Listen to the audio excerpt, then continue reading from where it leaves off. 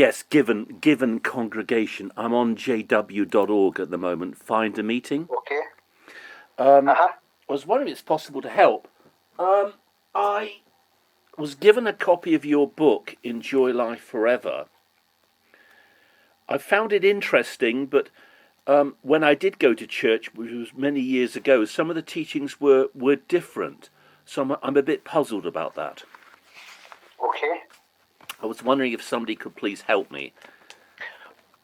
What area do you live in? I don't wish to give my home address, sir. Sorry. I'm really interested in your book, Enjoy Life Forever.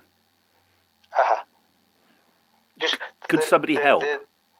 Yeah, absolutely. Yeah. But the most practical way would be witnesses in your local area being able to call and then have a chat about it. I don't want people to call on me. It's convenient to speak on the phone. And I got your number off jw.org. Okay. I'm curious about lesson 39, God's view of blood. Is it possible to help? In what sense? Well, I want to understand it.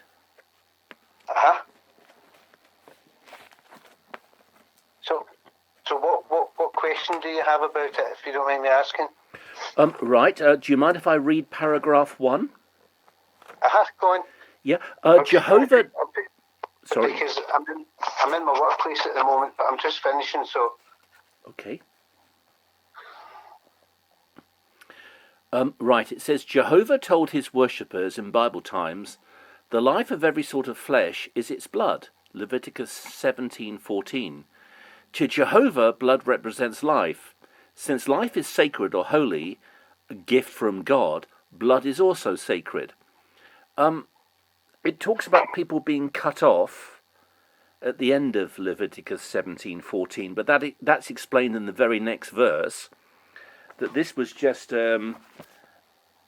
ritually unclean. If you ate blood, no one was expelled from Israel or expelled from the congregation. People weren't forbidden to talk to you.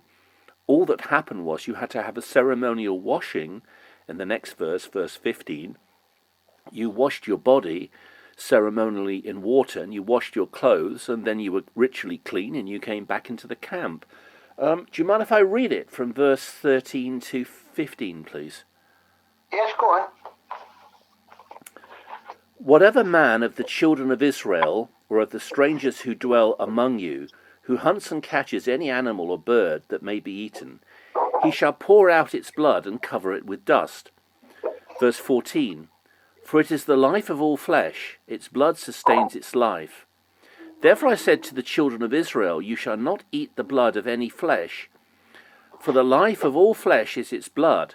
Whoever eats it shall be cut off. So it says that you're cut off if you eat blood. Verse 15 explains what cut off means. And every person who eats what died naturally, so it's still the same context, or what was torn by beasts, whether he is a native of your own country or a stranger, he shall both wash his clothes and bathe in water, and be unclean until evening. Then he shall be clean. So surely the penalty for breaking the commandment on blood under the law was the mildest. It was just a ceremonial washing. Perhaps I haven't got it in front of me, so... but I understand what you're saying. Yeah. Are you an elder? Pardon? Are you an elder? I'm all of us are just brothers and sisters in the congregation. Yes, I know that, but are you a Jehovah's Witness elder? Why do you need to ask that question?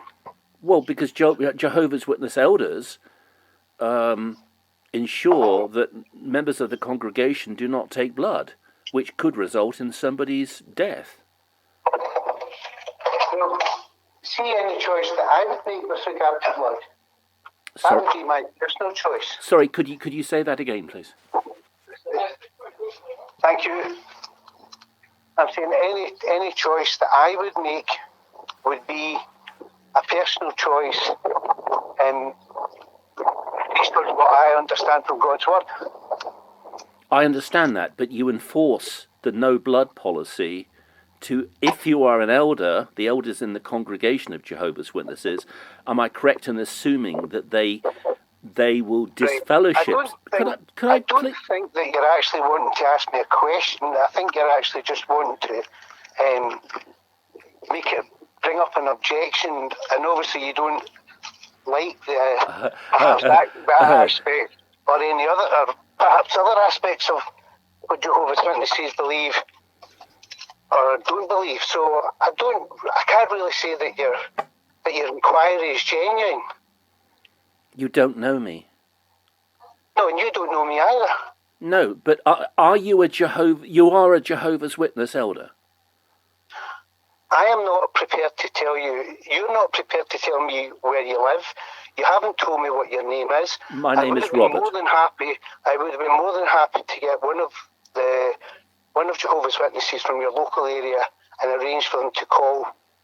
Now, if you didn't want them to call at your home, I'd be more than happy for them to call, whether in a cafe or somewhere else. But I don't really think that you've got an inquiry that's genuine.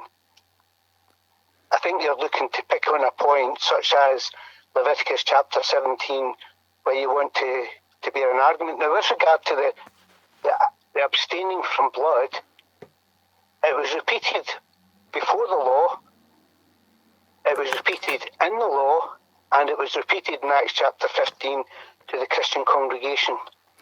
Don't you think Acts chapter... So it must be... Can I respond? It must be important to Jehovah when he's had it repeated all the way through God's word. Now, I'm going to stop the inquiry because I've had your kind of person before, and I'm not prepared to get into a big debate about it.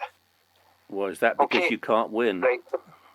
Thank you very much indeed. You're not going to do a runner? You're not a Scottish runner, are you?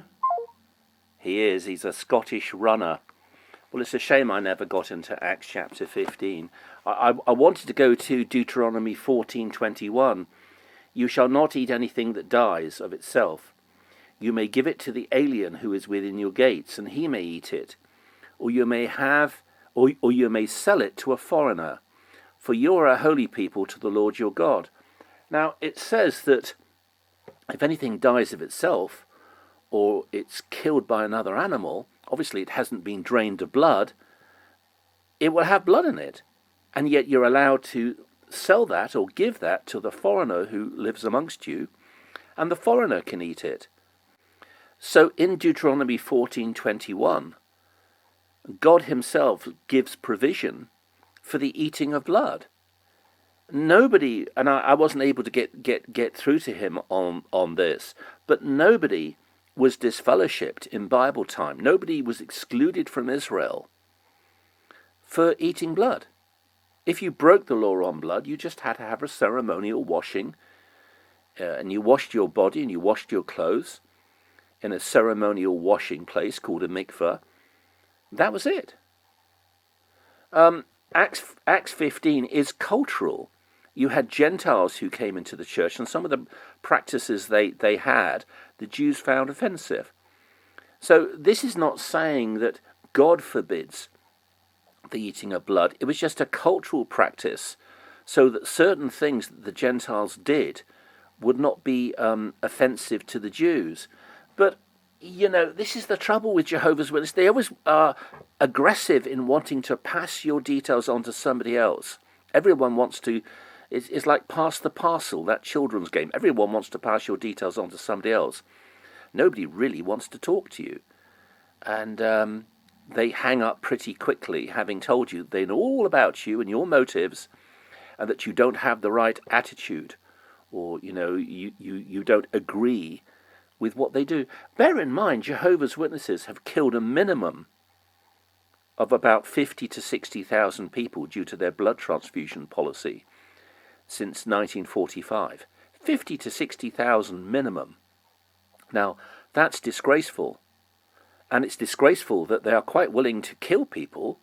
If you're a Jehovah's Witness elder or a ministerial servant, then you enforce this no blood policy, and you are responsible directly for people dying. And yet, what does this man do? He does what the other Jehovah's Witnesses do. He passes the buck. He wants to pass me on to somebody else. He assuages my reputation and my character. He knows all about me. But the 50 to 60,000 people who've died, they're not important to these Jehovah's Witnesses. And they're not willing to discuss this, and they hang up and they run away. Isn't it pathetic?